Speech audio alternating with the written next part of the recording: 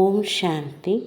இன்று அறிவோமா ஆன்மீகம் பகுதியில் மன அழுத்தமும் கவலையும் இல்லாத ஒரு உலகத்தை உருவாக்குதல் என்கிற தலைப்பின் 2ஆம் பாகத்தை பார்க்கலாம். உங்களுடைய தேர்வுகளை புத்திசாலித்தனமாக செய்து பிறருக்கு அவற்றை கொண்டு தூண்டுதல் அளிக்கவும்.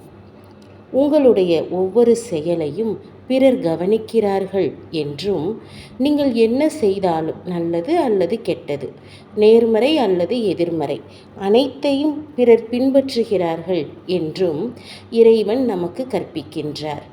சில நேரங்களில் பௌதீக ரீதியாக மக்கள் நம்மை பார்த்து அதே போன்ற செயல்களை செய்கிறார்கள். சில சமயங்களில் சில ஆத்மாக்கள் நமது அதிர்வலைகளை பிடித்து நம்மை பின்தொடர்கிறார்கள்.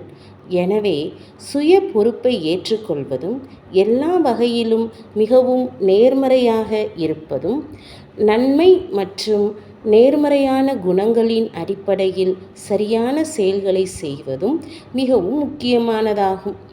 நாம் அதை எப்படி செய்வது?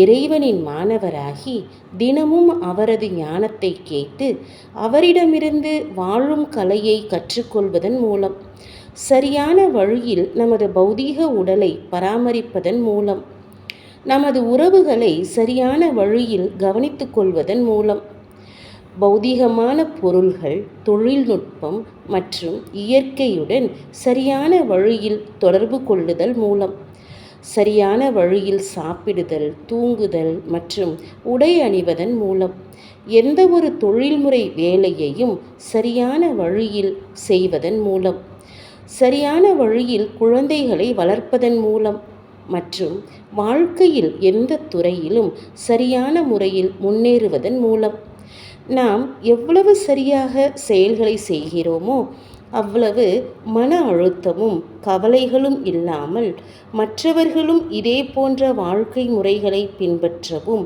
இலகுவாகவும் மன அழுத்தமில்லாமலும் இருப்பதற்கு தூண்டுதல் கொடுக்கிறோம். ஆசீர்வாதங்களை வழங்குவதன் மூலம் மக்களின் இதயங்களை கவனித்துக் கொள்ளுங்கள். எல்லா நேரங்களிலும் மக்களுக்கு ஆசீர்வாதங்களையும் அன்பையும் வழங்குவதுதான் அவர்களின் இதயங்களை குணப்படுத்தும் மிகவும் உயர்ந்த தைலம் ஆகும். இது அவர்களை மகிழ்ச்சியாக வைத்திருக்கிறது. மேலும் அவர்களுடைய வாழ்க்கையில் பல்வேறு காரணங்களால் உருவாகுகிற மன அழுத்தத்தையும் நீக்குகிறது.